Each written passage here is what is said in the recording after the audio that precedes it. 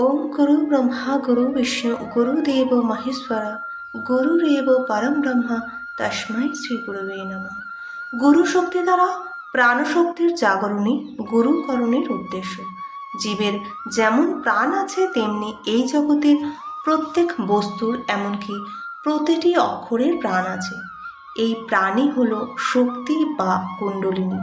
এই শক্তি না জাগলে কখনোই স্থির হওয়া সম্ভব না। বৈষ্ণবরা রাধারানীর কৃপা বলেন। রাধারানীর কৃপা না হলে ভাব ভক্তি বা প্রেম হয় না। একেই তো বলে গুরু কৃপা। এই শক্তি বা কুণ্ডলিনী জাগাবার জন্যই তো চাই গুরুকে। কেবলমাত্র একটি মন্ত্র কানে শোনার জন্য গুরুকরণ নয়।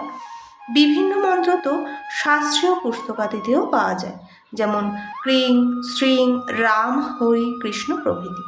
যদি মন্ত্রলাভই গুরুকরণের উদ্দেশ্য হতো তবে পুস্তকাদির এই বেদ থেকে নিজের পছন্দ মতো যে কোনো একটি মন্ত্র বেছে নিলেই তো হতো।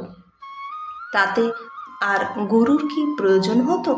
অতএব গুরুকরণের উদ্দেশ্য সেখানে গুরুর প্রদত্ত মন্ত্র দ্বারা কুণ্ডলিনী শক্তির জাগরিত করা।